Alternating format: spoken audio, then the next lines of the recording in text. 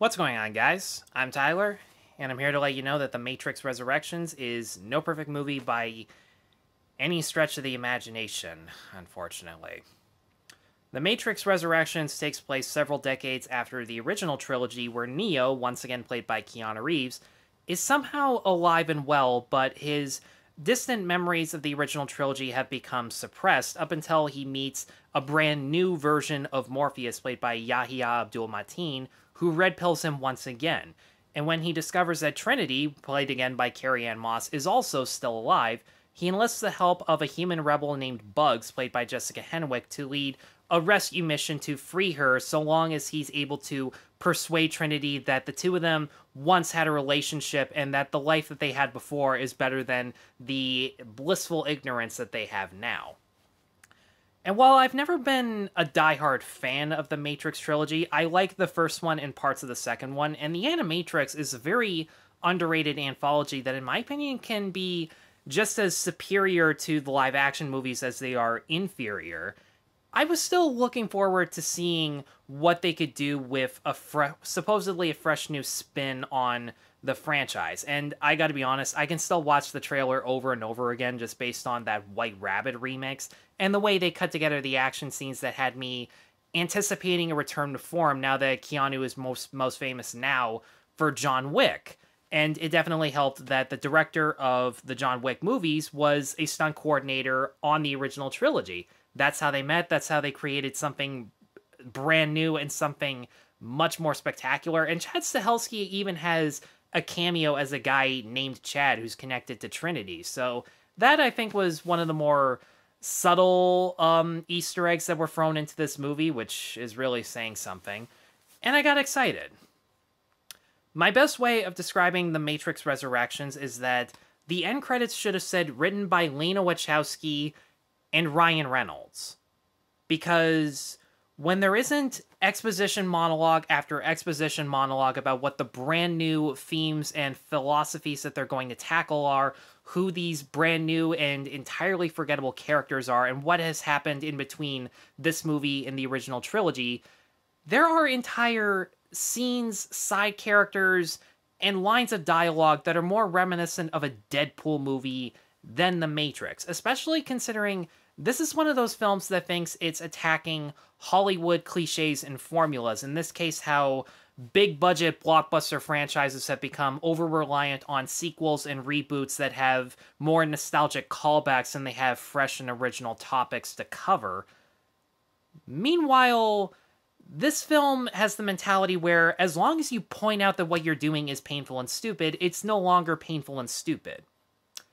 Well, I got news for Lana Wachowski. It still is. In fact, it's fucking excruciating to see flashbacks portrayed through archive footage of the original movies, even for a split second, just to establish that Jonathan Groff is Hugo Weaving by waving a clip of Hugo Weaving for not even a second, just to subconsciously let us know that it's the same character, even though, while I'll get into it later, it doesn't make any sense whatsoever. There are shot-for-shot recreations of scenes like Neo being freed from his human pod, or him fighting against Morpheus for the first time in the dojo. The bullets that are raining from a helicopter machine gun, literally in the exact same angle. Yes, there's a different context, but you're still ripping off your own work. Or during the big fight between Neo and Smith, Smith on cue, in slow motion, punches through a concrete pillar and goes, "Just like all times, wouldn't you agree, Tom?" Or, "You're not exactly the same person you once were, are you, Tom?" To emphasize the fact that, yes, Neo is older, even though it wouldn't appear so, because Keanu Reeves is going to look 35 for the rest of his life. Hell, Morpheus is not even a mentor in this movie. He's actually comic relief, where, as he keeps introducing himself to Neo, he tries to quote Lawrence Fishburne verbatim, and then self-referentially just go, my timing was way off, and that delivery just did not work whatsoever. And I couldn't believe what I was watching. Hell, this poster that I have, it says "free your mind." And there was literally a point in the movie where Neo is about to jump off a bridge and says, "Free your mind." And I just sat there and I went, are you fucking kidding me? And this is all happening as Wachowski keeps through the self-referential dialogue, attacking the audience for not asking for something fresh and new. Maybe that's because that's not what you're fucking giving them. Sure, you gave it to us before with the original trilogy, and you tried to do it again with Jupiter Ascending. But here's the thing. If you were trying to deliberately make a bad movie to supposedly teach us a lesson, and I'm going to go out on a limb and say that might have been the case, you still completely fucked up, because suppose this movie does a good job, and your audience members do not listen to the lessons you're trying to teach, and the studios look at this and say, audiences want all this shit that you claim that they don't want. What have you accomplished? They're going to just keep making more sequels and reboots like this. This is all coming from a woman who treats every callback, philosophical monologue, and visual symbolic metaphor without a shred of subtlety whatsoever. In case the one new member being nicknamed Bugs wasn't enough of a clue as to where she got that name from, she literally has a white rabbit tattoo, just like Trinity did. She wears a t-shirt with a carrot on it when she's in the Matrix. Like, nothing else on the shirt, just a carrot.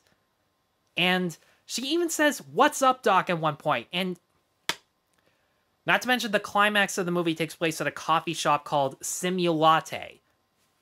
Did you get it the first time? Because I didn't get it the first time, because apparently I don't have a fucking brain in my head.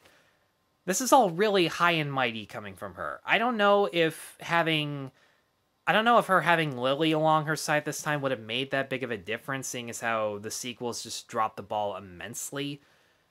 Because even with the elements of this movie that are legitimately new, namely these brand new side characters, there's still so much about them that don't make any damn sense. As I pointed out before, Morpheus is actually a comic relief side character as opposed to a wise mentor. He's not even the one leading the missions. He barely provides any useful wisdom to Neo whatsoever when he's trying to accept the fact that all of these memories that he had before that he thought were just dreams suddenly happen, and it feels like he's completely he has no choice but to have wasted his life being in the Matrix for God knows how many years, because when they reveal how long it's been, that completely caught me off guard, and that would have been interesting to explore more in depth other than him accepting that he had been lied to for the second time over and over again. But Morpheus is supposed to be an amalgamation of the Fishburne one and Agent Smith, but he doesn't act like either.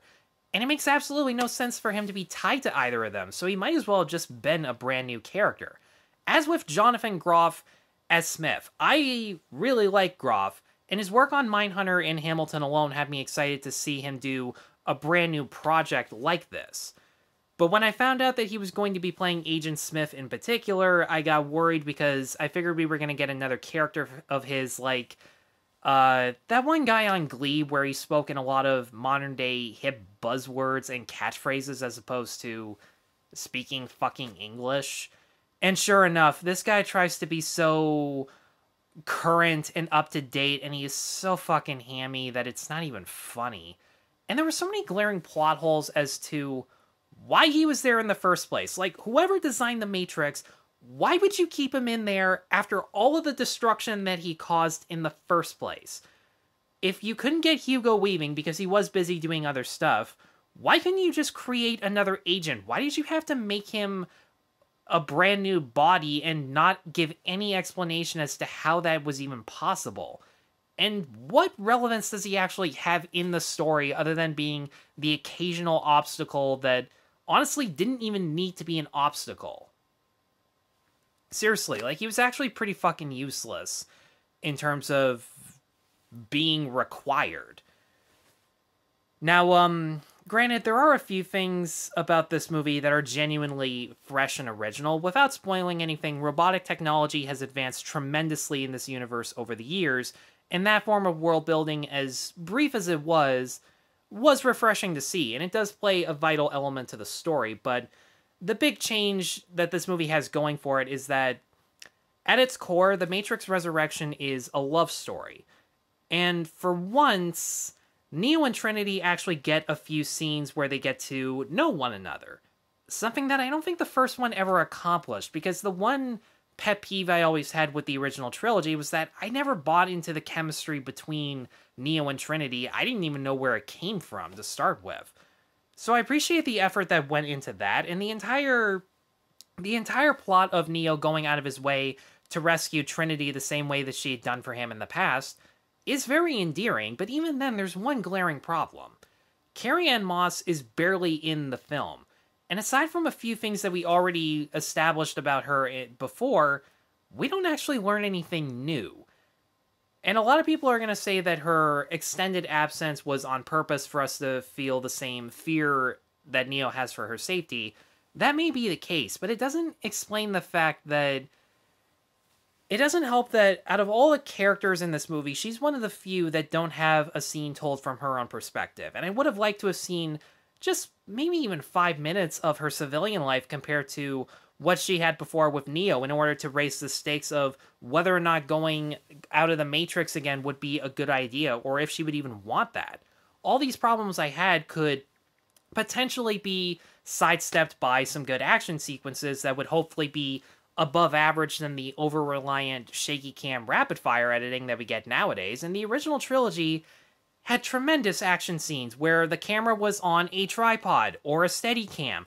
They were filmed in swift, longer takes to show that the actors were the ones nailing their choreography, to show the choreography in the impact of a punch and kick or a fantastic wirework stunt.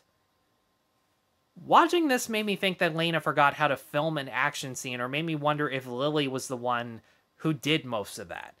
Because most of the action is filmed in very sloppy handheld camera work with rapid-fire editing that cuts on nearly every punch, kick, and wire stunt that does a terrible job at making us realize that the actors are the ones nailing their choreography.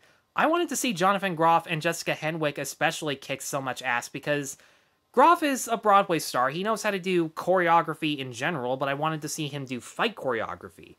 And in the few shots where you can tell what's going on, he's clearly doing a decent job. And with Henwick, her overall character personality is so bland and forgettable that a fight scene would have been the only thing to leave an impression other than the color of her hair. But no, the handheld camera work and the quick cutting actually makes it hard to follow who's punching who and where everyone is in a given location, which is a shame because there actually are some creative set pieces like them trying to shoot their way out of a bullet train where all the passengers are being zombified into agents. Same with the climax where Neo and Trinity have to race against an entire city of zombified citizens turned into agents. There was so much potential, but it's all squandered in bad filmmaking and, as per usual with the Wachowskis, bad CGI effects. The only thing I can safely say is good from beginning to end is actually Neil Patrick Harris as the villain. He's a blatant architect knockoff, and he's not intimidating in the slightest because dude can't even protect himself from a slap to the face. But at the same time, Patrick Harris absolutely nails the amount of over-the-top energy he needs to have in his sarcastic and snooty line delivery and exaggerated facial expressions when he's relishing in the evil that he's causing Neo and Trinity. But outside of that, I thought this movie was awful, and one of the very few movies this year that I can genuinely describe as awful. I feel like the Wachowskis lost their touch after the original first film, and even with their very first directorial debut, Bound, which if you haven't seen it, is a great crime thriller and totally worth checking out. But everything about this is subpar, and the new direction they took, while it's commendable that they took a big risk, it didn't pay off. And for that reason, I'm going to give The Matrix Resurrections a 1.5 out of 5. Guys, thanks as always for watching. If you have seen The Matrix Resurrections, let me know in the comments below what you thought of it. Be sure to stay tuned for more reviews, and be sure to like and subscribe. Take care.